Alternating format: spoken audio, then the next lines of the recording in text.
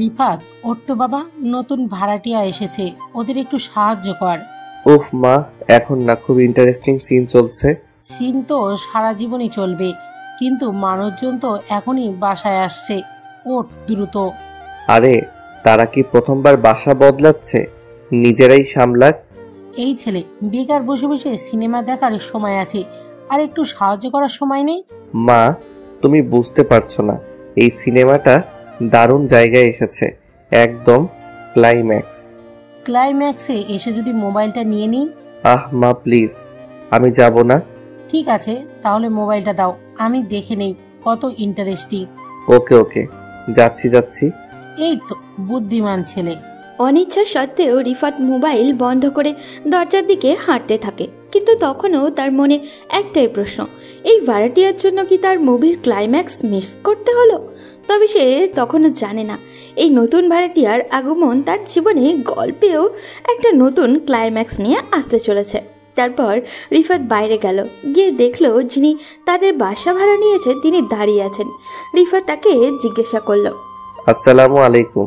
ওয়ালাইকুম সালাম। আঙ্কেল, আপনি কি নতুন ভাড়াটিয়া? হ্যাঁ বাবা, আমি হাসান আহমেদ। তুমি কি এখানে থাকো? হ্যাঁ, ওপরের ফ্ল্যাটে। আসলে আমার আম্মু আমাকে পাঠিয়েছেন আপনাদের সাহায্য করতে। ওহ। তারপর রিফাত তাদের কাজে সাহায্য করতে লাগলো। প্রায় 3 ঘন্টা হয়ে গেছে, এখনো কাজ শেষ হয়নি, আর তার ভাড়াটিয়া আঙ্কেল নবাবের মতো তাকে অর্ডার করেই যাচ্ছে, এটা করো ওটা করো। বিরক্তি হয়েই গেল, কিন্তু রিফাত মনে মনে ভাবছে, এই বেটার নিশ্চয়ই মেয়ে আছে, আর আমি ওর সাথে প্রেম করব আর কষ্টের উসুল তুলব। কিছুক্ষণ পর রিফাত খেয়াল করলো আঙ্কেলের স্ত্রী আর তার পিচ্ছি ছেলেকে নিয়ে বাসায় ঢুকছে। তাদের দেখে রিফাতের মনটা খারাপ হয়ে গেল। কত শখ ছিল তাদের একটা মেয়ে থাকলে চুটিয়ে প্রেম করবে, তা তো আর হলো না। রিফাত বিরক্ত নিয়ে বলল, দূর কপালের দোষ, আমার জীবনে প্রেম ভালোবাসা নাই। ঠিক তখনই পিচ্ছিটা তার আম্মুকে বলল, আম্মু, আপু আসবে কখন? এই তো চলে আসবে। এই কথা শুনে রিফাতের মনটা বেশ ভালো হয়ে গেল। খুশিতে নাচতে মনে হচ্ছে ওর, তার মানে একটা মেয়ে আছে। তাই সে খুশিতে আরও কতক্ষণ কাজ করলো। হঠাৎ করে কিসের সাথে যেন ধাক্কা খেলো রিফাত। তার মনে হচ্ছে সে এখন তুলার বস্তার উপরে আছে। তখনই কে যেন চিৎকার দিয়ে উঠলো আর রিফাতকে বলল, এই ছেলে চোখ কোথায় থাকে? ঠিক তখনই রিফাত অবাক হয়ে বলে, এটা তুলার বস্তা না, একটা মেয়ে, আর মেয়েটা দেখতে খুব সুন্দর। হাঁ করে তাকিয়ে আছে রিফাত। তার মনের মাঝে কেমন কেমন লাগছে।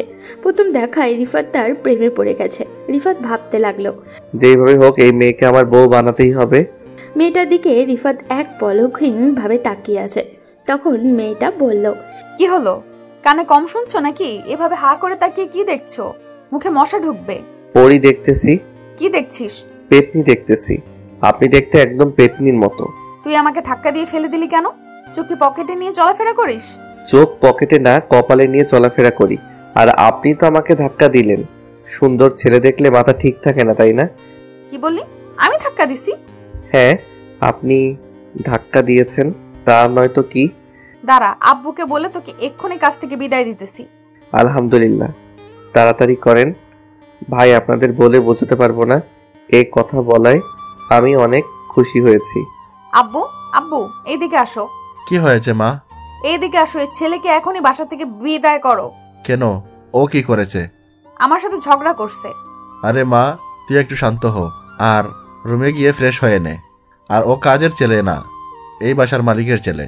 আচ্ছা, আমি যাচ্ছি। এই বলে মেয়েটি চলে গেল। তখন আঙ্কেল রিফাতকে বলল, আচ্ছা বাবা, তুমি কিছু মনে করো না, ও একটু জেদি, রেগে যায় অল্পতেই। না আঙ্কেল, সমস্যা নেই। আচ্ছা, অনেক কাজ করেছো, এখন রুমে গিয়ে রেস্ট নাও। আচ্ছা আঙ্কেল। তারপর রিফাত চলে আসলো আর মনে মনে বলল, শালারে এতক্ষণে মায়ার নজরে পড়িয়েছে, কাজ করাতে করাতে একদম নাজেহাল করে দিয়েছে। তারপর রুমে এসে ফ্রেশ হয়ে একটা লম্বা ঘুম দিল। এক ঘুমে রাত কাবার। সকালে উঠে সকালে প্রকৃতি দেখতে ছাদে চলে গেল। কিছুক্ষণ পর ওই মেয়েটাও আসলো। এসেই রিফাতকে বলল, সরি। কেন? কালকে খারাপ ব্যবহার করার জন্য। আসলে আমিও সরি আপনাকে পেতনি বলার জন্য। আমাদের তো পরিচয় হলো না। আচ্ছা, তোমার নাম কি? রিফাত আহমেদ। তোমার নাম কি? আমার নাম জারা। কোন ক্লাসে পড়ো তুমি? Inter second year. আপনি? মেডিকেলে পড়ি। আমি তোমার সিনিয়র, সো আপু বলে ডাকবে কিন্তু। আচ্ছা ঠিক আছে। কিন্তু আমি তোমাকে তুমি করে বলবো। আচ্ছা। তারপর দুজনে মিলে অনেকক্ষণ আড্ডা দিল। আড্ডা দেওয়ার পরে রুমে চলে আসলো। রুমে এসে বসে আছে রিফাত। এমন সময় জারার আম্মু আসলো আর রিফাতকে বলল, বাবা, আমরা তো এখানে নতুন এসেছি, সুতরাং আমরা তো এখানে বেশি কিছু চিনি না। তুমি যদি যারাকে ওর মেডিকেল কলেজে দিয়ে আসতে তাহলে খুবই ভালো হবে, আমাদের নিশ্চিন্তে থাকতে পারবো। আচ্ছা আন্টি, সমস্যা নাই, আমি দিয়ে আসবো। তোমাকে অসংখ্য ধন্যবাদ বাবা। আরে ধন্যবাদ দিয়ে ছোট করবেন না, আমি তো আপনার ছেলের মতোই। এরপর আন্টি রুম থেকে চলে গেলেন। রিফাত নাস্তা করে রেডি হয়ে বের হলো, কিন্তু 2 ঘন্টা হলো বাইরে যাবার অপেক্ষায় দাঁড়িয়ে আছে সে, কিন্তু জারার কোনো দেখাই মিলছে না। রিফাত মনে মনে বলে, এই মেয়ে ডাক্তার হলে শিওর মানুষ মারবে। রোগীর কাছে যাওয়ার আগেই রোগী আল্লাহর কাছে পৌঁছে যাবে। রিফাত এইসব কথা ভাবছে, ঠিক তখনই তাকিয়ে দেখলো মহারানী জারা আসতেছে। এত লেট করতে পারে মেয়েরা, যেটা না বললেই নয়, সব কাজে লেট। কিন্তু আমার এক বোন আছে, তিনি যে কোনো কাজে আগেই রেডি হয়ে যেতেন। তার জন্য আমার পক্ষ থেকে দোয়া ও ভালোবাসা রইল। কিন্তু যারা যেভাবে সেজে নিচে আসছে, রিফাত তো পুরাই অবাক হয়ে হাঁ করে তাকিয়ে আছে। চোখের পলও সরাতেই পারছে না তার দিক থেকে। ঠিক তখনই যারা কাছে এসে তাকে বলল, কিরে, হা করে বলদের মতো তাকিয়ে কি দেখছিস? মুখ বন্ধ কর, নয়তো মশা ঢুকে যাবে। দেখি না, ভাবতেছি।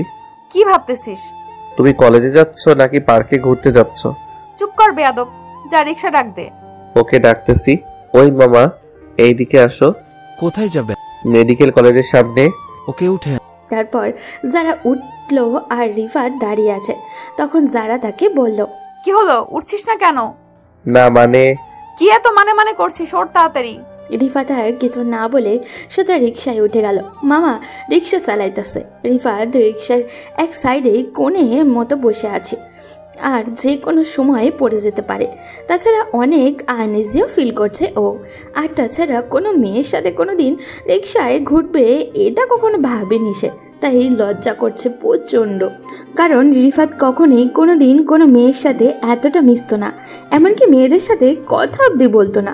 রিফাত যে ভীষণ আনইজি ফিল করছে এটা যারা বুঝতে পারলো, আর রিফাতকে বলল, কিরে, ওভাবে বসে আছিস কেন? যে কোনো সময় পড়ে যাবি তো, ঠিক হয়ে বস। না মানে। ধুর বোকা, লজ্জা পাওয়ার কিছু নেই, এদিকে চেপে বস। তখন রিফাত আর কিছু না বলে চেপে বসলো, কিন্তু বুকের ভিতর কেমন জানি ধুকধুক করছে ওর। রিফাত কোনো মতে জারার কলেজের সামনে পর্যন্ত গেল। ভাড়াটা জারাই দিচ্ছে। অবশ্য রিফাত দিতে চেয়েছিল, কিন্তু জারা বলল আমি দিচ্ছি, তাই রিফাত আর কিছু বলল না। এমন সময় জারার বান্ধবীরা দেখলো তাদের। দেখেই একটা বান্ধবী বলল, আরে যারা, এটা আমাদের দুলা ভাই নাকি? ও তোদের দুলা ভাই না, তোদের ছোট ভাই। ওহ। তারপর যারা রিফাতকে সবার সাথে পরিচয় করে দিল। তারপর যারা তার ক্লাসে চলে গেল। রিফাতও চলে আসলো ও তার কলেজ ক্যাম্পাসে। আসতেই তার বন্ধুরা তাকে বলল, মামা ট্রিট দে তাড়াতাড়ি। কিসের ট্রিট? ওরে আমার নেকা শোনা রে, কিছু বুঝো না, ফিডার খাও, তাড়াতাড়ি ট্রিট দে আমাদেরকে। আরে শালা, সোজাভাবে বল, কিসের ট্রিট? ডুবে ডুবে জল খাও, মনে করছো আমরা কিছুই জানি না? তুই রিলেশন করছিস, সো ট্রিট দাও মামা, কোনো ফাঁকিবাজি চলবে না। মানে কি বলছিস? আমি কখন কার সাথে রিলেশন করলাম? কি যাতা বলছিস? আমি কিছুই বুঝতে পারছি না। তারপর তার বন্ধুরা তাকে একটা ভিডিও দেখালো। রিফাত আর যারা যে রিক্সায় করে আসছিল সেই ভিডিওটা দেখে রিফাত তো বন্ধুদেরকে বলল, আরে ভাই বিশ্বাস করো, এটা আমার জিএফ না। তোর জিএফ না হলে এক রিক্সায় করে আসবি কেন? আর ইয়ার বিশ্বাস কর, আমার পুরোটা বলতে না দিয়ে এক বন্ধু বলে উঠলো, শালাকে ধরে ক্যান্টিনে নিয়ে চল, দেখি ট্রিট না দিয়ে যাবে কোথায়। এই কথা বলে ওরা সবাই রিফাতকে ক্যান্টিনে নিয়ে গেল। শালারা এমন খাওয়া দিতেছে, আমার মনে হয় এত খাবার জীবনেও খাই নাই। আমার পকেটের 12টা বাজাই দিছে। তারপর তো খাওয়া দাওয়া শেষে অনেকক্ষণ সবাই মিলে আড্ডাও দিল। এরপর বাসায় যাওয়ার জন্য রিক্সার জন্য অনেকক্ষণ অপেক্ষা করছে। কিন্তু রিক্সা আসছে না। রিফাত মনে মনে বলল, মনে হয় না আজ রিক্সা আমার কপালে আছে। আম্মু আব্বুকে কতবার বলেছি একটা বাইক কিনে দাও, কিন্তু তারা আমার কোনো কথাই শুনছে না। এই বলে রিফাত হাঁটতে শুরু করলো। কি আর করার, রিক্সা তো আসছে না। হঠাৎই একটা রিক্সা এসে তার সামনে দাঁড়ালো। তাকিয়ে দেখলো রিক্সায় জারা বসে আছে। তখন জারা রিফাতকে বলল, রিক্সায় ওঠ। রিফাত আর কিছু না বলে রিক্সায় উঠে বসলো। তখন জারা তাকে বলল, হেঁটে হেঁটে বাসায় যাচ্ছিস কেন? কেন, আর রিক্সা নেই তাই হেঁটে হেঁটে বাসায় যাচ্ছি। এভাবে দুজন গল্প করতে করতে বাসায় চলে আসলো। বিকেলবেলায় ছাদে দাঁড়িয়ে আছে রিফাত। তখন জারার পিচ্ছি ভাইটাও আসলো। রিফাত আর সাথে অনেকক্ষণ গল্প করলো। জারার ভাই হেব্বি ফাজিল, এক কথায় তার মতো দুষ্টু লোক আর হয়ই না। আমার শালা হলে ভালোই হবে, বেশ মজা করতে পারবো শালা দুলাভাই। একটু পরেই ঝর্ণা ছাদে আসলো। রিফাত তখন রুবিক কিউব বক্স মিলাইতেছে। তাকিয়ে দেখলো যারা কালো একটা জামা পরেছে। খুব সুন্দর লাগছে যারাকে। আমি তো আবারও ক্রাশ খেলাম, এই মেয়েকে বিয়ে করতে পারলে আমার জীবন ধন্য। ঠিক তখনই ঝর্ণা এসে আমাকে বলল, তুই এগুলো মিলাইতে পারিস? পারি, কোনো ব্যাপার না, একেবারে সহজ। তুই আমাকে এগুলো মিলানো শিখাবি? আচ্ছা ঠিক আছে, শিখাবো। রিফাত জারাকে মিলানো শিখাইছে, বাট সে পারছে না। রিফাত মনে মনে ভাবছে, অন্য কেউ আমাকে 1000 টাকা দিলে আমি তাকে আরো 50 টাকা বেশি দিয়ে বলতাম, যা ভাই তুই বাড়িতে চলে যা, তোর এসব শিখা লাগবে না। তবুও অনেক কষ্টে যারাকে মিলান্তি শিখালাম। শত হোক 10টা না 5টা না, একটা মাত্র ভালোবাসা। শিখা শেষে যারা আমাকে বলল, এটা আমি নিয়ে যাই? নিয়ে যাও। তোর কোনো সমস্যা নাই তো? না, সমস্যা হবে কেন? তারপর কিছুক্ষণ আড্ডা দিতে রুমে চলে গেল। রাতে খাওয়া দাওয়া করে ঘুমিয়েও পড়ল রিফাত। সকালবেলা উঠে ফ্রেশ হয়ে রিফাত আর জারা কলেজে গেল। তাদের কলেজ পাশাপাশি। কলেজে আড্ডা দিয়ে ক্লাস শেষ করে আবারও জারার সাথে বাসায় চলে আসলো। সন্ধ্যার সময় রিফাত তার আম্মুকে বলল, আম্মু, আমি প্রাইভেট পড়বো। প্রাইভেট পড়বি পড়, মানা করছে কি?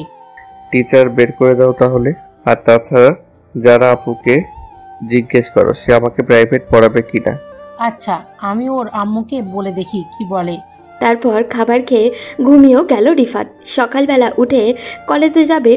আসলে তার আসল উদ্দেশ্য কলেজে যাওয়া না, তার আসল উদ্দেশ্য হলো যারার সাথে সাথে থাকা। এদিকে রিফাতকে রেগুলার কলেজে যেতে দেখে তার বন্ধুরা টাসকি খেয়ে গেছে, কারণ রিফাতকে মাসে একদিন কলেজে দেখতে পাওয়া যেত না। রিফাতের বন্ধু বলল, আমি বলছি কোনো ভুল বোঝাবুঝি হয়েছে। আমাদের সামনে যে বসে আছে এটা রিফাত না, এটা রিফাতের ডুপ্লিকেট। আরে অত অবাক হচ্ছিস কেন? মাঝে মাঝে ভালো হয়ে যাওয়া কি খারাপ নাকি? ভালো হয়ে যাওয়া আর প্রেমে পড়া এক জিনিস না ভাই। সত্যি বল, তুই প্রেমে পড়েছিস? তোকে মাসে একদিন কলেজে দেখা যেত, এখন প্রতিদিন আসিস। ব্যাপারটা কাকতালীয় না, নিশ্চিত কোনো কাহিনী আছে। না রে, প্রেম টেম কিচ্ছু না, এমনি আসছি। ও এমনি এমনি? তাহলে তোর সকালে কলেজে ঢোকার আগে মেডিকেল কলেজের গেটের বাইরে একটা মাইয়াকে নামিয়ে দিস। আমাদের বন্ধু কলেজে আসছে, কারণ সে একজন রিক্সা চালক হয়ে গেছে। মেয়েদের কলেজে নামিয়ে দেওয়ার নতুন সার্ভিস খুলেছে। তোর পাগল, ও এমন কিছু না। ওকে, নামটা বল। সেই ওকে? যারার নাম নাকি মুখ দিয়ে বের হবে না। কি, তোরা জানিস কিভাবে? ভাই, আমরা তোর বন্ধু, তোর চেয়ে আগে বুঝে গেছি। একটু বেশি ভালো লাগে ওকে, তাই প্রতিদিন নিয়ে আসি। মনে মনে কবেই প্রেমে পড়ে গেছিস, অথচ আমাদের বলিস না। আহারে, আমাদের ছোট্ট রিফাত বড় হয়ে গেছে। তোদের সঙ্গে কিছু শেয়ার করাই ভুল। শেয়ার না করলে তো আমরা ধরে ফেলতাম। এবার বল, যারাকে কখন প্রপোজ করবি? ওরে পাগল, এখনো তো বুঝিনি আমি ওকে পছন্দ করি। মানে তুই গোপনে বডিগার্ড সার্ভিস দিচ্ছিস? তোরাও না? ঠিক আছে, সব বলবো, কিন্তু তোরা কেউ যারার সামনে কিছু বলবি না। আচ্ছা, বলবো না। তারপর রিফাত সবগুলো ক্লাস করে জারাকে তার মেডিকেল কলেজ থেকে নিয়ে বাসায় চলে আসলো। বিকেলের নরম রোদ পড়েছে, হালকা বাতাসও বইছে। ছাদের এক কোণে দাঁড়িয়ে আছে রিফাত আর জারা। দুজনেই রেলিং ধরে নিচের রাস্তার দিকে তাকিয়ে আছে। চারপাশে পাখির ডাক, দূরে অজানা ধ্বনি ভেসে আসছে, যার মুখের উপর বাতাসে তার চুলগুলো এসে পড়ছে কিছুক্ষণ পরপর। জারা চুলগুলো সরিয়ে রিফাতকে বলল, তুমি হঠাৎ এত রেগুলার কলেজে যেতে শুরু করলে কেন? হঠাৎ? মানে আগে তো শুনলাম মাসে 1 থেকে 2 দিন কলেজে যেতে, এখন প্রতিদিন যাও কেন? এটা কি খারাপ কিছু? না, খারাপ না, তবে পরিবর্তনটা একটু রহস্যময় লাগছে। আসলে কলেজে যাওয়ার সময় একটা খুব সুন্দর দৃশ্য দেখতে পাই প্রতিদিন, তাই যাই। সুন্দর দৃশ্য? কি এমন সুন্দর দৃশ্য? তুমি। কি? মানে তুমি যখন আমার সাথে রিকশায় বসো তখন তোমাকে দেখে দিনটা ভালো লাগে, তাই প্রতিদিন যাই। তুমি সিরিয়াস? এই জন্য রোজ কলেজে যাচ্ছ? একদম সিরিয়াস। একটা সুন্দর জিনিস দেখার সুযোগ থাকলে কেউ কি মিস করতে চায়? আমি কিন্তু তোমার বড় আপু হই। তো তাতে কি হয়েছে? সুন্দর জিনিস দেখতে সমস্যা কি? তুমি কিন্তু খুব ফাজিল একটা ছেলে। গল্প করতে করতে সন্ধ্যা হয়ে গেল। তারপর রিফাত রুমে চলে আসলো। তার আম্মু এসে তাকে বলল, যারা তোকে পড়াতে রাজি হয়েছে। ও মা, তাই নাকি? তা কখন থেকে পড়াবে? কালকে বিকাল থেকেই পড়াবে। আচ্ছা ঠিক আছে। পরদিন রিফাত কলেজে গেল না, যারাও গেল না। বিকেলবেলায় রিফাত তাদের বাসায় দরজায় নক দিল। আন্টি এসে দরজা খুলেও দিল। তারপর রিফাত বলল, কেমন আছেন আন্টি? ভালো আছি, তুমি কেমন আছো? জি আন্টি, আমি ভালো আছি। আচ্ছা যারা আপু কোথায়? ও রুমে আছে। আচ্ছা তাহলে আমি যারা আপু রুমে যাই। আচ্ছা যাও। তারপর রিফাত ওর রুমের দিকে গেল। দরজা বন্ধ, তাই দরজায় নক করলো, কিন্তু কেউ খুলল না। তাই রিফাত নিজেই দরজা ধাক্কা দিয়ে ঢুকে গেল। রুমে ঢুকে দেখলো যারা গোসল শেষ করে তোয়ালে পরে আয়নার সামনে দাঁড়িয়ে আছে। হঠাৎই তোয়ালে সরিয়ে ফেললো। রিফাত জারার এই অবস্থা দেখে ভ্যাবাচাকা খেয়ে গেল। একটু পরেই জারা রিফাতকে আয়নায় দেখলো। জারা রিফাতের দিকে তাকিয়ে একটা চিৎকার দিয়ে বলল, আম্মু আম্মু। রিফাত জারার চিৎকার করা দেখে সেও চিৎকার করে বলতে লাগলো, আন্টি। রিফাত চিৎকার করার দেখে জারা বলল, কিরে তুই আম্মুকে ডাকছিস কেন? তুমি একা ডাকতেছো তাই, যদি শুনতে না পাই তাই একটু হেল্প করলাম। দাঁড়া, আজকে তোর খবর আছে। কথাটা বলে ওয়াশরুমে ঢুকে গেল। রিফাত তখন বসে আছে। কিছুক্ষণ পর আম্মু আসলো। এসেই বলল, বাবা কি হয়েছে? ঝর্ণা চিৎকার করলো কেন? আসলে আন্টি আপু টিকটিকি দেখতেছে, তাই ভয় পেয়ে এভাবে চিৎকার করছিল। ও আচ্ছা, আমি তাহলে আসি। কথাটা বলে আন্টি চলে গেল। রিফাত রুমেই বসে আছে।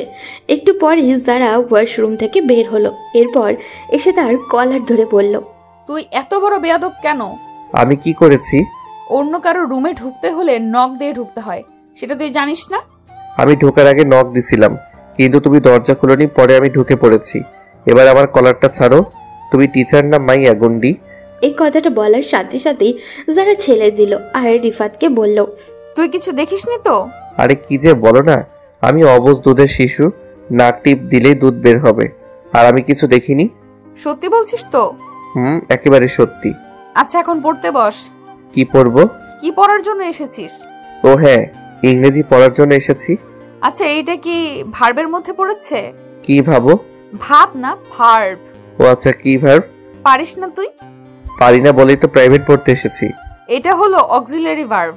কি বললা? আজগরালির ভার্ব? আরে গাধা, অক্সিলারি ভার্ব।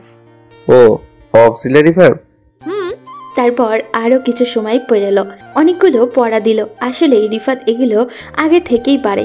হয়তো আপনারা বলবেন তাহলে প্রাইভেট পড়া দরকার কি? আরে প্রাইভেট পড়ি শুধু যারার কাছাকাছি থাকার জন্য। এরপর সাথে সাথে পড়া কমপ্লিট করে দিলাম। তারপর যারা আমাকে বলল, এত তাড়াতাড়ি মুখস্থ হয়ে গেল? জি হ্যাঁ। Thank you so much.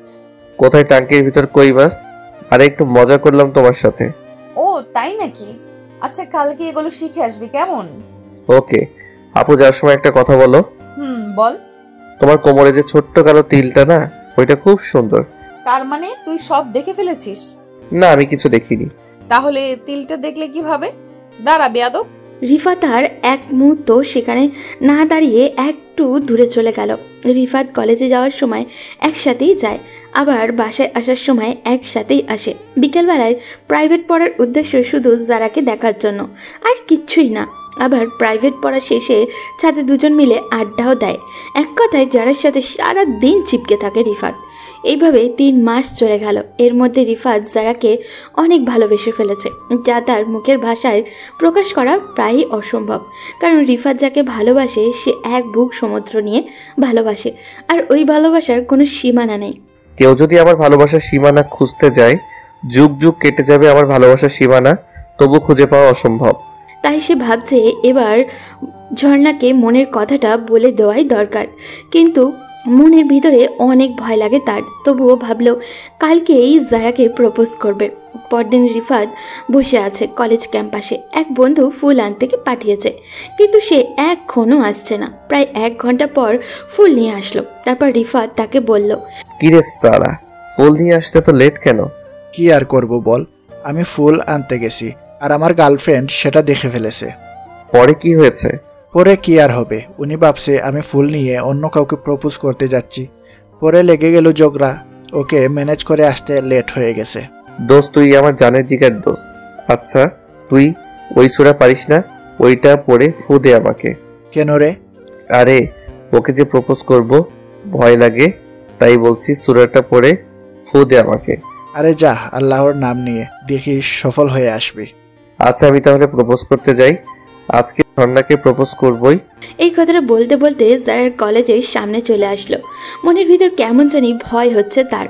তবুও বারবার কে যেন বলছে, তুই পারবি রিফাত, একবার বলে দেখ তুই পারবি। এরপর রিফাত কলেজের ভিতরে গিয়ে দেখলো জারা ও ওর বান্ধবীদের সাথে আড্ডা দিচ্ছে। রিফাত জারাকে ডাক দিল, আপু একটু এদিকে আসো। কি বলবি বল। আরে সবার সামনে বলা যাবে না, একটু এদিকে আসো। আচ্ছা বল, কি বলবি? আরে এখানে বলবো না, একটা জায়গায় চলো, সেখানেই বলবো। কোথায় যেতে হবে? আরে আগে চলো তো, তারপর বলছি। তোর হাতে ফুল কিসের? কাউকে প্রপোজ করবি নাকি? চলো তো আগে। আচ্ছা ঠিক আছে, চল। তারপর রিফাতের সাথে জারা হাঁটতে লাগলো। রিফাত আর জারা একটা নদীর পাড়েও আসলো। তাদের কলেজের থেকে নদীটা বেশি দূরে না, জাস্ট 5 মিনিট লাগে। আসার কিছুক্ষণ পর ঝর্ণা রিফাতকে বলল, কিরে তোর মনের মানুষ কোথায়? আছে তো। কোথায়?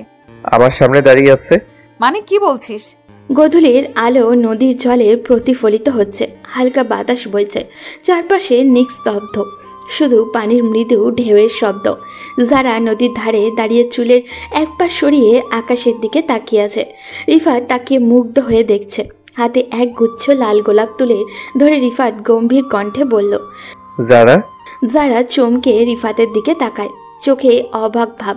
বাতাসে তার চুলগুলো উড়ছে যেন নদীর ঢেউ খোলানো পানি। রিফাত আলতো করে জারার মুখের উপর থেকে চুলগুলো সরিয়ে দিতে লাগলো। আর জারা বলল, রিফাত এটা কি করছো? তোমার চুলগুলো নদীর ঢেউয়ের মতো দুলছে, বাতাস তোমাকে আরো সুন্দর করে তুলেছে, কিন্তু আমি চাই তুমি এই মুহূর্তটাকে আরো সুন্দর করে দাও। মানে? আসলে যারা, তুমি আমার মনের মানুষ, আমি তোমাকে অনেক ভালোবাসি। তোমাকে ছাড়া আমি আমাকে ভাবতে পারি না। জানি তুমি আমার বয়সে বড়, কিন্তু ভালোবাসা কখনো বয়স দেখে হয় না। প্লিজ আমাকে ফিরিয়ে দিও না। দেখো আমি তোমাকে অনেক ভালোবাসি। তুমি যদি আমাকে ভালো না বাসো তাহলে আমি বিষ খেয়ে মরে যাব। এই কথাটা বলে শেষ করতে না করতেই যারা রিফাতকে ঠাস করে 2 গালে বসিয়ে দিল এবং বলতে লাগলো, লজ্জা করে না আমাকে এগুলো বলতে? কি করে ভাবলি আমি তোর মতো একটা পিচ্চির সাথে প্রেম করব? নাক টিপ দিলেই দুধ বের হবে। আর কি বললি, মরে যাবি? আসলে আমি 40টা খাই না অনেক দিন ধরে। কি? কিন্তু এই আশা তোমার কোনোদিনও পূরণ হবে না। কেন রে, আমার এই আশা পূরণ হবে না? আমার বাবা যে কিপটে, 40টা কখনো করবে না। লজ্জা করে না হাসতে? আসলে আমার লজ্জা শরম একটু কমই। ভালো, তুই থাক। এই কথাটা বলে যারা চলে যেতে লাগলো। রিফাতও যারার সাথে সাথে যেতে লাগলো। যারা একটা রিক্সা নিল বাসায় যাওয়ার জন্য। রিফাত যে রিক্সায় উঠতে যাবে ঠিক তখনই যারা বলতে লাগলো, তুই রিক্সায় উঠেছিস কেন? বাসায় যাব তাই। একা একা যা, আমার সাথে না। এই কথাটা বলেই যারা চলে গেল। রিফাতের মনটা খুব খারাপ হয়ে গেল, কারণ সে এই প্রথম প্রপোজ করছে কাউকে, বাট রিজেক্ট করে দিয়েছে। মনটাকে সান্ত্বনা দিল ও, কিন্তু কেন জানি বলছিল একবার না পারলে দেখো শতবার। সেও হাল ছেড়ে যাওয়ার পাত্র নয়। এবার যেহেতু হয়নি, পরে অবশ্যই হবে। তারপরে রিফাত আরও একটা রিক্সা করে বন্ধুদের কাছে চলে গেল। বন্ধুদের কাছে যেতেই তাই বলল, কি বন্ধু, কাজ হয়ে গেছে? এখন ট্রিট দিবি, কোনো কথা শুনবো না। কাছে আয়। কাছে আসতেই ঠাস ঠাস করে 2টা চর বসিয়ে দিল রিফাত। তারপর তার বন্ধু তাকে বলল, আমাকে মারলি কেন? শালা তুই কি সূরা পড়ে ফু দিছস? কোনো কাজ হয়নি? আরে যতটুকু পারছি ততটুকু পরেই ফু দিছি। সূরা পড়ার আগে ওযু করছিলি? না। আরে শালা, সারাদিন থাকিস নাপাক, কাজ হবে কিভাবে? ঠিক বলেছিস। তারপর ওদের সাথে কিছুক্ষণ আড্ডা দিয়ে বাসায় চলে আসলো রিফাত। বিকেলবেলায় জারার কাছেও গেল। জারা তাকে দেখে বলল, কিরে কি জন্য আসছিস? পড়ার জন্য। আমি তোকে আর পড়াবো না। কেন গো? কি বললি তুই? বলছি কেন পড়াবে না? তুই আমাকে প্রপোজ করছিস তাই? আরে এটা কোনো ব্যাপারই না। তারপর অনেক কষ্ট করে রিফাত পড়াশোনার জন্য রাজি করালো। যারা আজ এমন পড়া দিচ্ছে তার দাদাও এত পড়া পড়ে নাই। রিফাতের উপরে প্রতিশোধ নিতেছে যারা, তবু কষ্ট করে পড়লো রিফাত ছুটির সময়। যারা একটা কথা বলি। কিরে তুই আমার নাম ধরে ডাকিস কেন? তোর খুব সাহস বেড়ে গিয়েছে। তোর সাহস তো কম না, তুই আমাকে তুই করে বলছিস। বউকে কি বলে ডাকবো? আচ্ছা এখন থেকে টুনির মা বলে ডাকবো। এই কে তোর বউ? বউ এখনো হওনি, কিন্তু খুব তাড়াতাড়ি আমার বউ হবা। দাঁড়া তুই। কথাটা বলে যারা ঝাড়ু নিয়ে আসতে গেল। রিফাত এক দৌড়ে বাসায় চলে আসলো। ওদিকে যারা রিফাতের 14 গোষ্ঠী উদ্ধার করছে। বিকেলবেলায় রিফাত ছাদে বসে আছে। কিছুক্ষণ পর যারাও ছাদে আসলো। রিফাত যারাকে বলল, কি গো বউ, জামাইকে দেখার জন্য আসছো? কে আমার জামাই? কেন আমি তোমার জামাই? ও তাহলে একটু দাঁড়া, আমি ঝাড়ুটা নিয়ে আসছি। এই কথা শুনে রিফাত বাসায় চলে আসলো। রাতে একটু পরে ঘুমিয়েও পড়ল ও। সকালবেলায় যারা কলেজে যাবে রিফাত তার পিছু নিল। যারা সাথেও গেল আর ভালোবাসার কথাও বলতে লাগলো।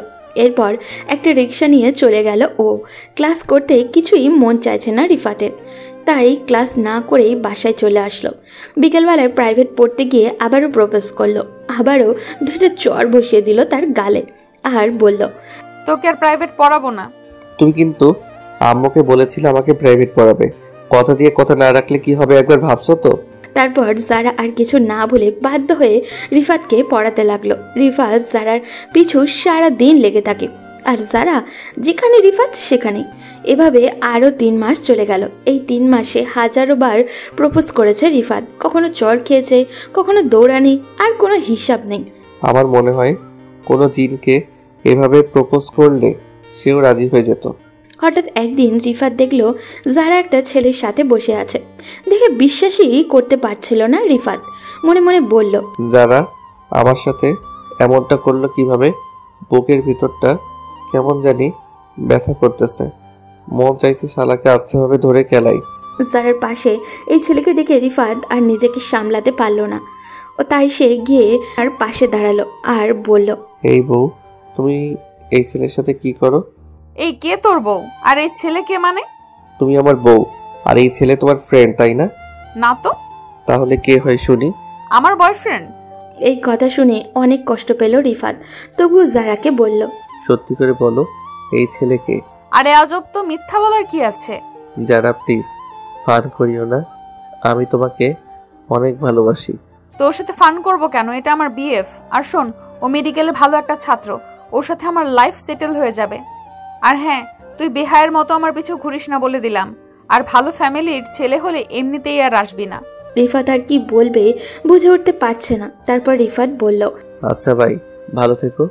কথাটা বলে রিফাত চলেও আসলো যারার কাছ থেকে। মনে মনে প্রতিজ্ঞা করলো, আর যেমন ওর সামনে আসলে বেশি ভালোবাসি বলে বেহায়ের মতো কিছু ঘুরতাম, আর ঘুরবো না। আমি খারাপ হতে পারি, বাট আমার ফ্যামিলি খারাপ না। কালকে থেকে নতুন রুটিন তৈরি করবে রিফাত। এতে করে যারার পিছু ঘোরা থেকে বিরত থাকতে পারবে সে। বুকের বাম পাশে খুব ব্যথা করছে রিফাতের। রাতে অনেক কান্না করেছে। খাওয়া দাওয়া না করে শুয়েই পড়ল ও। সকালে ঘুম ভাঙলো তার আম্মুর ডাকে। আম্মু তাকে দেখেই বলল, কি রে, কান্না করছিস নাকি? তোর চোখ মুখ লাল কেন? আরে না, কান্না করব কেন? ঘুম হয়নি, তাই হয়তো এমন। ফ্রেশ হলে ঠিক হয়ে যাবে। ওকে যা, ফ্রেশ হয়ে নাস্তা করতে আয়। ওকে আসছি, তুমি যাও। এরপর তার আম্মু চলে গেল। রিফাত ফ্রেশ হয়ে নাস্তা করার জন্য গেলেও কিন্তু খেতে ইচ্ছা করছিল না ওর, কারণ বারবার আর কথা মনে পড়ছে। তবুও তার আম্মুর জন্যই খেতে হলো। এরপর নাস্তা করে ছাদেও চলে গেল। ছাদে গিয়ে দেখলো যারা দাঁড়িয়ে আছে। তাকে দেখে আর ছাদে থাকলো না ও, সোজা রুমে চলে আসলো। একটু পর কলেজে যাওয়ার জন্য বের হলো ও। দেখলো যারা দাঁড়িয়ে আছে। রিফাত সোজা নিচের দিকে তাকিয়ে হেঁটে হেঁটে অনেকটুকু পথ চলে আসলো। এসে রিক্সার জন্য দাঁড়িয়ে রইল। যারা তাকে এইভাবে আসতে দেখে পুরাই তো অবাক। এরপর যারা একটা রিক্সা নিয়ে চলে গেল। রিফাতও একটা রিক্সা নিয়ে কলেজে চলে আসলো। তারপর কলেজে ক্লাস করে বাসায় চলে গেল। এখন আর জারার কাছে প্রাইভেট পড়তে যায় না সে, কারণ জারাকে দেখলেই নিজের অজান্তেই চোখের পানি চলে আসে আর খুব কষ্টও লাগে তার। আর তাছাড়া জারার কাছ থেকে দূরে দূরে থাকার চেষ্টা করে ও, তাই প্রাইভেট পড়তে যায় না। তবুও মাঝে মাঝে ভুলবশত সামনে পড়ে যায় জারার। এখনও ছাদে বেশি একটা যায় না রিফাত। যারা ভালো করেই বুঝতে পারছে রিফাত তাকে ইগনোর করছে। যারা রিফাতের সাথে অবশ্য কথা বলতে চায়, কিন্তু এর আগেই রিফাত কেটে পড়ে। যারা রিফাতের রুমে আগে আসতো বাট কম, কিন্তু এখন একটু বেশি বেশি আসে। তার আম্মুর কাছ থেকে খোঁজ খবরও নেয়। যখন রিফাতের রুমে ঢোকে তখন রিফাত অন্য রুমে গিয়ে দরজা বন্ধ করে শুয়ে থাকে। রিফাতের এমন আচরণ দেখে যারা অনেক কষ্ট পায়। এইভাবে কয়েকটা দিন চলে গেল। একদিন রিফাত কলেজ থেকে আসার সময় রিক্সা না পেয়ে রাস্তা দিয়েই হেঁটে আসতেছে। হঠাৎই একটা মেয়ে পিছন থেকে ডেসে তাকে জড়িয়ে ধরল। তখন যারা মেডিকেল থেকে বের হয়ে রিক্সার করে বাসায় যেতে লাগলো। এমন সময় রিফাতকে এই অবস্থায় দেখে ফেললো ও। যারা রাগে লুক নিয়ে রিফাতের দিকে তাকালো, তারপর চলেও গেল। তারপরে রিফাত মেয়েটাকে বলল, কি ব্যাপার, পিছন থেকে জড়িয়ে ধরলেন কেন? আসলে ভাইয়া সরি, আপনাকে পেছন থেকে আমার বয়ফ্রেন্ডের মতো লাগছিল। বয়ফ্রেন্ড হলে কি পাবলিক প্লেসে এভাবে জড়িয়ে ধরবেন? দিলেন তো 12টা বাজিয়ে। কারণ যারা রিফাতকে এভাবে দেখে মনে করেছিল মেয়েটা তার জিএফ। এভাবে জড়িয়ে ধরতে দেখে খুব রেগে গিয়েছিল। রাগে চোখ মুখ একদমই লাল হয়ে গেছে। এরপর রিফাত বাসায় চলে আসলো। রুমে শুয়ে আছে। তখন যারা রুমে ঢুকলো। রিফাত পালতে যাবে তখনই কলার ধরে বলল, কি গো, কোথায় পালাচ্ছ? কই, কোথাও না। আমাকে ইগনোর করো কেন? আরে আপু, আপনাকে ইগনোর করব কেন? আমি তো আপনার কথাগুলো মানার চেষ্টা করছি। এই তুমি আপনি আপনি করতেছো কেন? বড়দের আপনি করে বলবো না তো কি বলে ডাকবো? তাহলে আগে তুমি করে বলতে কেন? আগে আপনাকে ভালোবাসতাম তাই। এখন আমাকে ভালোবাসো না? না, ভালোবেসে আর লাভ নাই, আপনি অন্য কারো হয়ে গেছেন। আরে শুনবা তো আগে। আমার একটু তাড়া আছে, আমি গেলাম। এই বলে রিফাত চলে আসলো। এই কথাগুলো না বললেই যারা বুঝে না প্রিয় মানুষকে দূরে ঠেলে দিয়ে কেমন কষ্ট হয়। রিফাতেরও একসময় এমনই হয়েছিল। কয়েকটা দিন কষ্ট দিয়ে পরে মেনে নিবে সে। রিফাত যারাকে দেখে তার বান্ধবীর সাথে হেসে হেসে কথা বলে। যারা দেখে আর অনেক রেগে যায়। যারাকে রাখতে অবশ্য ভালোই লাগে তার। পরক্ষণে রিফাত মনে পড়ে যায় যারা তো বয়ফ্রেন্ড আছে। আর ইদানিং যারা অনেক শুকিয়ে গেছে। মনে হয় ঠিক মতো খাবার খায় না ও, আর কান্না করে মনে হয়, কারণ তার চোখ মুখ ফুলে লাল হয়ে গেছে। এইভাবে কয়েকটা দিন চলে গেল। একদিন রাতের বেলায় রিফাত বাসায় আসছে। একটা ফ্রেন্ডের জন্মদিনে গেছিল ও। ওইখান থেকে আসতে লেট হয়ে গেছে। এরই মধ্যে বৃষ্টি নামতে লাগলো। এমন সময় রিফাত দেখলো কিছু বখাটে একটা মেয়েকে ডিস্টার্ব করছে। রিফাত ওদের কাছ থেকে গেলেও মেয়েটা আর কেউই নয়, যারা। যারাকে দেখে আরও বেশি রাগ উঠেছে রিফাতের, কারণ এত রাতে এখানে কেন এসেছে। রিফাত বখাটেদের বলল, কি ব্যাপার, বড় ভাই মেয়েটাকে ডিস্টার্ব করছেন কেন? তোকে বলা লাগবে? অবশ্যই বলতে হবে। এই কথা বলতেই রিফাতকে এক ঘুষি মারে। তারপর রিফাতও দিল সবগুলোকে উড়াধুরা মায়ের। এর এক পর্যায়ে তাদের চাকুর আঘাতে রিফাতের হাত কেটে যায় এবং তারা পালিয়ে যায়। তখন যারা এসে তার ওড়না ছিঁড়ে রিফাতের হাতে বেঁধে দেয় এবং বলে, ছাতার নিচে আসো। লাগবে না, পরে জ্বর আসবে তো। বেশি কথা বললে একা রেখে চলে যাব। ওকে, চুপ করে থাকলাম। তারপর যারা আর কোনো কথা বলল না। রিফাত বাসায় এসে কাপড় চেঞ্জ করে ফ্রেশ হয়ে নিল। তারপর একটা ঘুমও দিল। রাতে তেমন কিছু না হলেও সকালে কেমন যদি জ্বর জ্বর লাগছে রিফাতের। বিকেলে জ্বর আরও বেড়ে গেল। বিছানা থেকে উঠতে পারছে না ও একদমই। সন্ধ্যাবেলায় হসপিটালে নিয়ে গেল রিফাতকে। পরে আর কিছুই মনে নেই তার। পরের দিন সকালবেলায় উঠে রিফাত দেখলো যারা তার বুকের ওপরে শুয়ে আছে। রাতে মনে হয় জেগেই ছিল। রিফাত নড়াচড়া করতেই যারা জেগে গেল। তারপর যারা রিফাতের মাথায় হাত দিয়ে বলল, জ্বর তাহলে একটু কমেছে? রিফাত, একটা কথা বলি। একটা কেন, হাজারটা বলেন। রিফাত, আমি তোমাকে অনেক ভালোবাসি। আরো কিছু বলবেন? এমন করো কেন? সত্যি আমি তোমাকে অনেক ভালোবাসি। আমি ভালোবাসি না, এখন আসতে পারেন। এরপর যারা কান্না করতে করতে চলে গেল। রিফাত ভাবলো, আর ওকে কাঁদানো যাবে না, 2 দিন পর ওর জন্মদিন, ওকে মেনে নিব। এইসব ভাবতে ভাবতে রিফাতের আম্মু এসে বলল তাকে, কি রে, যারাকে কি বলেছিস কান্না করতে করতে চলে গেল? ওই কিছু বলিনি। মেয়েটা কত লক্ষ্মী, সারাটা রাত ঘুমায়নি, না ঘুমিয়ে তোর সেবা করেছে। এরপর হসপিটাল থেকে বাসায় চলে আসলো। দেখতে দেখতে প্রায় 2 দিন চলে গেল। জারার জন্মদিন চলে আসলো। তারপর রিফাত রাতে কল দিল জারাকে। 5 বারের মাথায় কল রিসিভ করলো ও।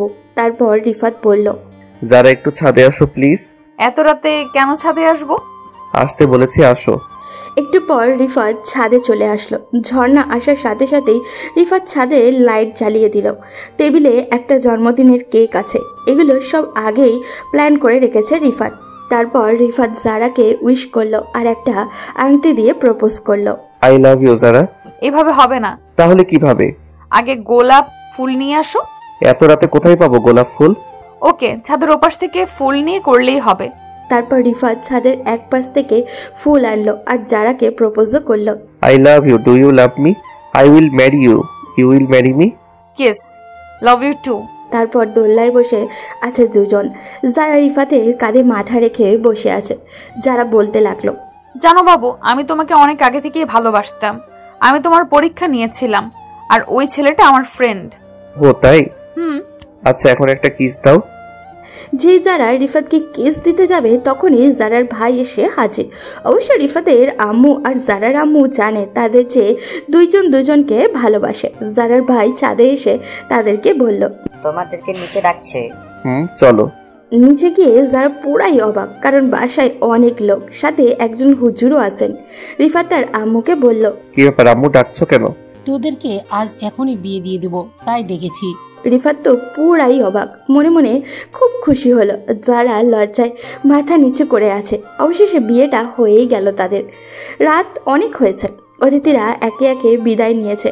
রিফাতের ঘরটাকে সুন্দর করে সাজিয়ে দিয়েছে তার বন্ধুরা।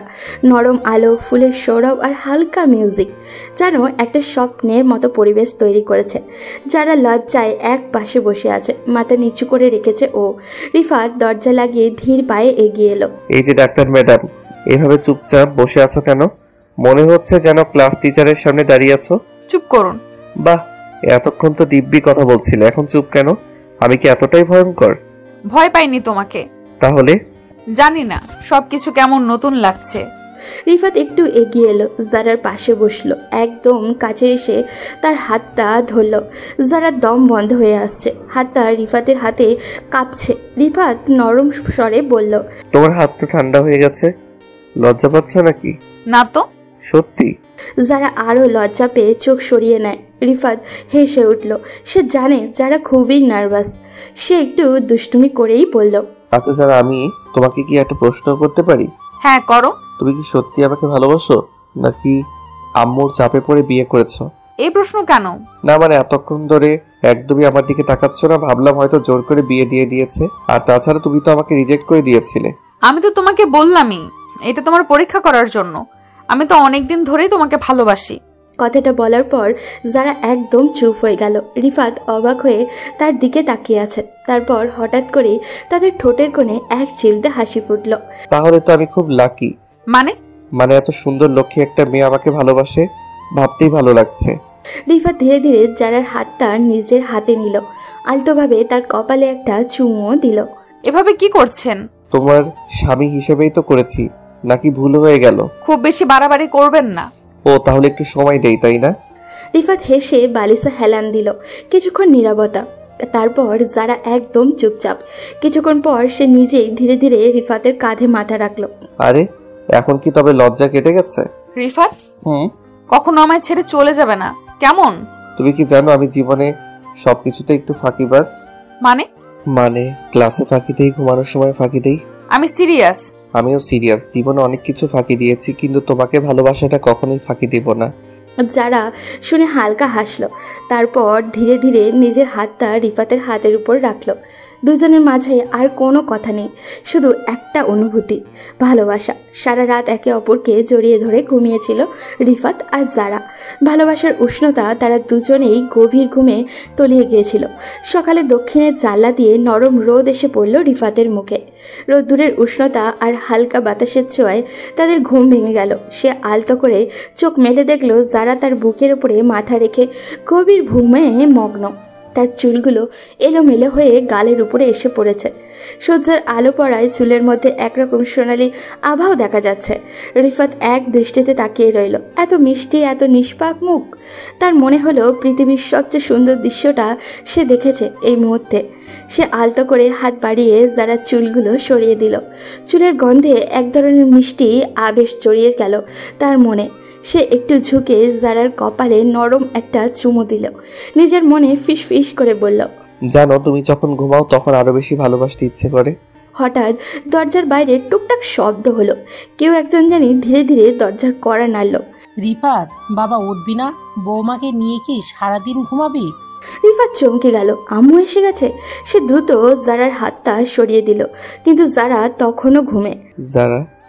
যারা উঠো, আম্মু এসেছে। কি হয়েছে? আম্মু এসেছে, দরজা খুলতে হবে। যারা চোখ বড় বড় করে তাকালো। হঠাৎ লজ্জায় গাল টকটকে লাল হয়ে গেল। এভাবে ডাকছে কেন? উফ! ও বৌমা, একটু ওঠো মা, আমি মিষ্টি নিয়ে এসেছি, তোমাদের ঘর দেখার দরকার আছে। রিফাত মুচকি হাসলো আর যারা লজ্জায় ওড়না ঠিক করতে লাগলো। নতুন জীবনের প্রথম সকালটা যেন ভালোবাসায় ভরা এক রঙিন গল্প হয়ে উঠেছে তাদের জন্য। রিফাত আর যারা ফ্রেশ হয়ে নিল। এরপর রিফাতের আম্মু ঘরে এসে চারপাশ দেখে সন্তুষ্টির হাসি দিলেন। সব ঠিকঠাক আছে, এখন নিচে এসো, সকালের নাস্তা রেডি। আম্মু চলে যাওয়ার পর যারা একটু লজ্জা পেয়েছিল, কিন্তু রিফাত তার হাতে ধরে বলল, ভয় পাওয়ার কিছু নেই, আম্মু শুধু আমাদের দেখতে এসেছিল। সেটা বুঝেছি। এরপর তারা দুজনে নিচে গেল এবং সবাই মিলে নাস্তা করতে বসলো। নরম গরম পরোটা, ডিম ভাজি, সবজি আর গরম চায়ের আয়োজন করা হয়েছিল। যারা একটু লজ্জা লজ্জা মুখ করে খেতে লাগলো আর রিফাত এক চোখে তাকিয়ে তার লজ্জা উপভোগ করছিল। হঠাৎই রিফাতের আম্মু সরাসরি প্রসঙ্গে চলে গেলেন। আচ্ছা, আমি তো একটা কথা বলতেই ভুলে গেছি। কি কথা আম্মু? আমি খুব তাড়াতাড়ি নানি হতে চাই। যারা চায়ের কাপ মুখের সামনে তুলেছিল, সেটা শুনে হঠাৎই কাশতে শুরু করলো। রিফাত দ্রুত তার পিঠে হাত বুলিয়ে দিল। আম্মু সব কি বলছেন এত তাড়াতাড়ি? আম্মু এত তাড়াহুড়ো কিসের? আমাদের একটু সময় দিন না। সময়? বিয়ের পর তো এই ব্যাপারগুলোই স্বাভাবিক, তাই না? আম্মু এখন এসব ভাবার দরকার নেই। আমি আমার পড়ালেখাটা শেষ করি, আর রিফাতও তো এখনো পড়া শেষ হয়নি। আমি কিন্তু সিরিয়াস। আর পড়া শেষ হয়নি তো কি হয়েছে? আমার নাতিকে আমি দেখাশোনা করব, তোমরা তোমাদের পড়া চালিয়ে যাবে, সমস্যা নেই। তারপর রিফাত কিছুক্ষণ চিন্তা করলো। তারপর তারা মুখে মজার ছলে বলল, আম্মু আপনি কি চাচ্ছেন ছেলে হবে নাকি মেয়ে? একটা টুকটুকে মেয়ে হলে ভালো হয়, পুরো মায়ের মতো দেখতে হবে। তাহলে তো আমায় আরেকটা যারা বানাতে হবে। এই কথা শুনে যারা আরো লজ্জায় লাল হয়ে গেল। ওড়নার কোণ হাতে পেঁচিয়ে মুচকে হাসলো, কিন্তু কিছু বলল না। ঠিক আছে, তোমাদের সময় দিলাম, কিন্তু মনে রেখো আমি কিন্তু অপেক্ষায় আছি।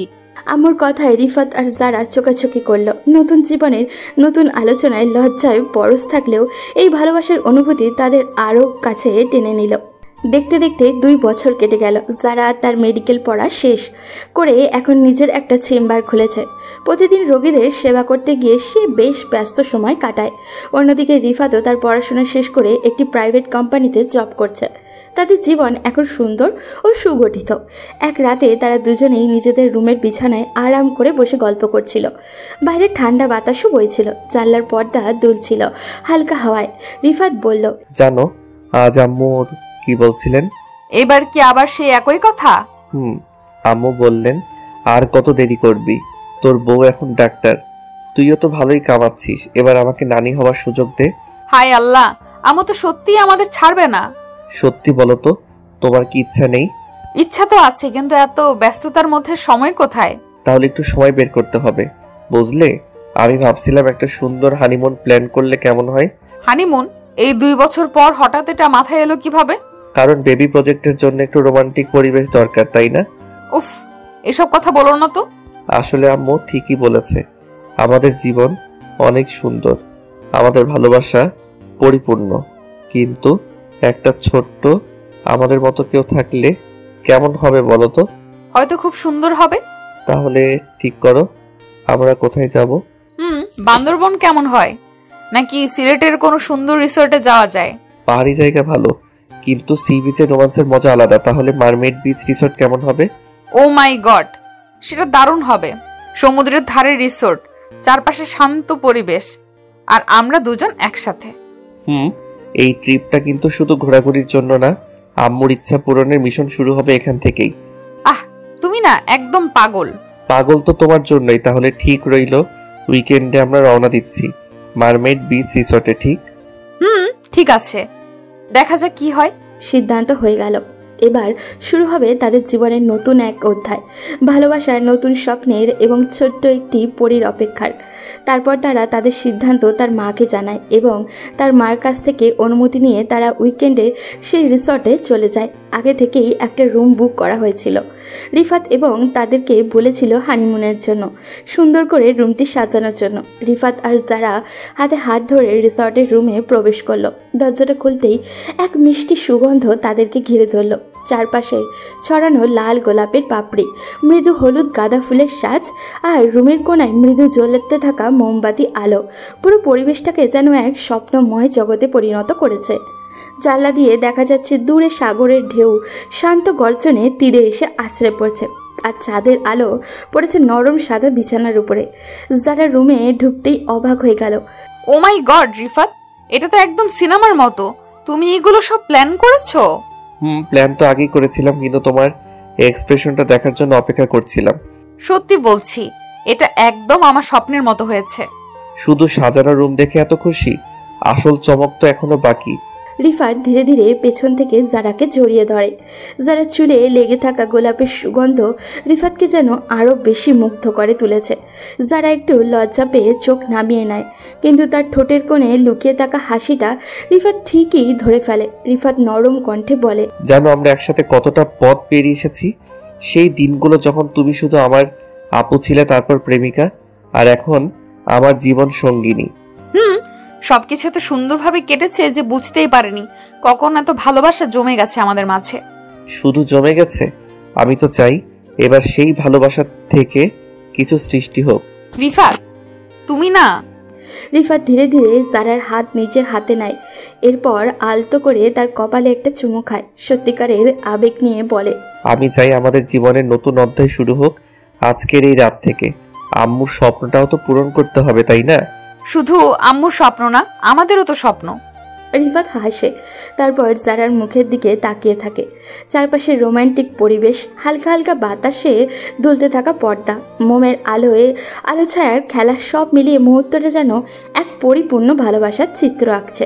রিফাত ধীরে ধীরে জারার মুখের কাছে আসে। তাদের নিঃশ্বাস মিলেমিশে এক হয়ে যায়। জারা লজ্জায় চোখ বন্ধ করে ফেলে। রিফাত তার কপালে আলতো করে চুমু দেয়, তারপর মৃদু স্বরে বলে, আমি চাই আমাদের ভালোবাসার সবচেয়ে সুন্দর প্রতিফলন আসুক এই পৃথিবীতে, আমাদের ভালোবাসার সাক্ষী হয়ে। যারা কিছু বলে না, শুধু রিফাতকে আরো শক্ত করে জড়িয়ে ধরে।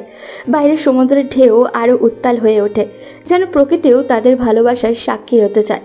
জানলার পর্দা বাতাসে উঠতেই থাকে, মোমবাতির আলো একটু একটু করে কমে আসে। এভাবেই শুরু হয় রিফাত ও জারার নতুন এক অধ্যায়, ভালোবাসার নতুন জীবনের নতুন এক অতিথির অপেক্ষায়। এভাবেই দুজনের ভালোবাসা কেটে যায় প্রায় 9টি মাস। ভালোবাসার প্রতিটি মুহূর্ত যেন ছিল অমূল্য। যারা এখন চেম্বারে যেতে পারে না, কেবল বাসায় থাকতে হয়। তার শরীর ভারী হয়ে গেছে আগের থেকে, তবে ভালোবাসা ও অস্থিরতা তার মধ্যে প্রবাহিতই হচ্ছিল। একদিন রিফাত অফিসে ছিল আর যারা বাড়ির সিঁড়ি দিয়ে নিচে আসছিল। হঠাৎ করে পা পিছলে যায় আর জারার সিঁড়িতে পড়ে যায়। তীব্র যন্ত্রণায় তার ঠোঁটে বেরিয়ে আসে একটা কষ্টের চিৎকার। রিফাত অস্থির পায়ে হাসপাতালের করিডোরে পায়চারি করছিল। তার হাতে ঘামে ভিজে গেছে, বুকের ভেতরটা অজানা আশঙ্কায় ধক ধক করছে। বারবার সে অপারেশন থিয়েটারের দরজার দিকে তাকাচ্ছে, কিন্তু সময় যেন থমকে গেছে। আল্লাহ, বাচ্চাটাকে সুস্থ রেখো, আমার জারাটাকে ঠিক করে দাও।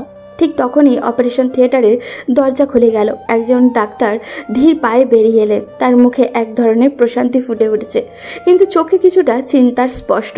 শুভ সংবাদ, বাচ্চাটি সম্পূর্ণ সুস্থ আছে, একটি ফুটফুটে কন্যা সন্তান হয়েছে।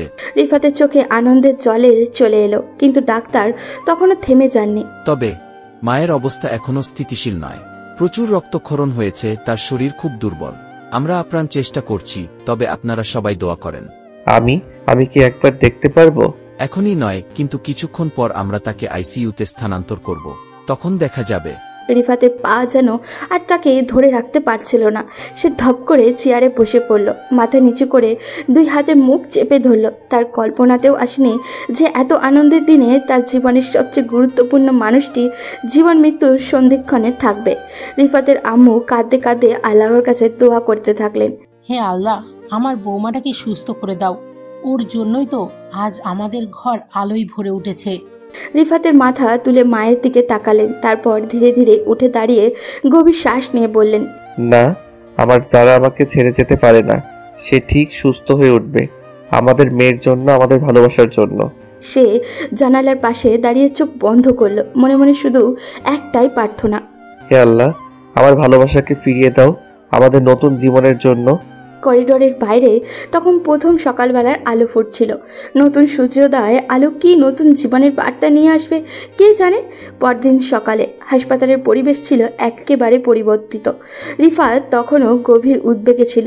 গত রাতে তার কাছে যেন একটা দীর্ঘ স্বপ্নের মতো মনে হয়েছিল। গত রাতের অপারেশন থিয়েটারের কঠিন মুহূর্তগুলো তাকে অনেক কিছু শিখিয়েছিল, কিন্তু আজ দিনটা একটু আলাদাই ছিল। ডাক্তার এসে বলেছেন যে যারা অনেকটাই সুস্থ হয়ে উঠেছে এবং তাকে আইসিইউ থেকে বের করে সিটে দেওয়া হয়েছে। রিফাত কিছুতেই অপেক্ষা করতে পারছিল না। সে তড়িঘড়ি করে রুমে ঢুকে গেল। চুপচাপ দাঁড়িয়ে থাকতে থাকতে তার চোখে দেখা গেল এক ধরনের গভীর কষ্ট আর বিস্বস্তির মিশ্রণ। আর তখনই যারা মিষ্টি করে তাকে দেখল। তুমি আসছো? আমার জন্য এত চিন্তা করছিলে? রিফাত তার পাশে গিয়ে বসলো, কাঁধে হাত রাখলো। তার চোখের মধ্যে অদ্ভুত এক জোয়ার যেন ভেসে উঠেছিল। তুমি জানো, যখন তোমার চিৎকার শুনেছিলাম মনে হচ্ছিল পৃথিবীটাই থেমে গেছে। আমি ভেবেছিলাম আমি তোমাকে হারাবো।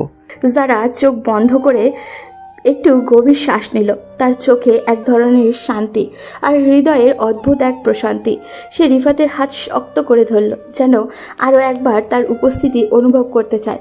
আমি জানি তুমি আমার পাশে আছো, তোমার ভালোবাসা আমাকে শক্তি দিয়েছে। এখন আমি বাচ্চার জন্য সবকিছু করতে পারবো। তুমি জানো, এটা আমাদের জন্য সবচেয়ে বড় উপহার। হ্যাঁ, আমাদের ছোট্ট পরী এসেছে, আমাদের দুনিয়ার সব থেকে মূল্যবান রত্ন। তাদের চোখে চোখ রেখে কিছুক্ষণ একে অপরকে অনুভব করলো। তারপর কিছু ঘন্টা পর তাদের ছোট্ট বাচ্চাটাকে হাসপাতালের পরিচর্যা করা এনে দিলেন। রিফাত আর যারা তাকে একে অপরের কাছে তুলে ধরলেন। শিশুটির ছোট্ট ছোট্ট হাত পা মিষ্টি মুখের দিকে তাকিয়ে তাদের চোখে জল চলে এলো। জীবনের সবচেয়ে সুন্দর মুহূর্ত ছিল এটি, তাদের ভালোবাসার ছোট্ট প্রমাণ, তাদের নতুন জীবনের প্রথম পদক্ষেপ। যারা মেয়েটির মুখে আলতো করে চুমু দিয়ে বলল, তুমি আমার পৃথিবী, তুমি আমার সবকিছু, তোমার সঙ্গে শুরু হবে আমাদের নতুন জীবন। তুমি জানো, আমাদের ভালোবাসার শক্তিতে সবকিছু সম্ভব। আমি তোমাদের দুজনকে পৃথিবীর সবচেয়ে সুখী মানুষ বানাবো। আমি জানি তুমি সেই ভালোবাসার রাজা। দুজন একে অপরের দিকে তাকিয়ে রইল। তাদের চোখে ছিল অগণিত কথা, অগণিত অনুভূতি। এখন তারা ছিল একসাথে, এক পরিবার, এক নতুন পৃথিবী গড়ার পথে। এভাবেই তাদের ভালোবাসার পরিসমাপ্তি ঘটল, নতুন এক অধ্যায়ের সূচনাও হলো।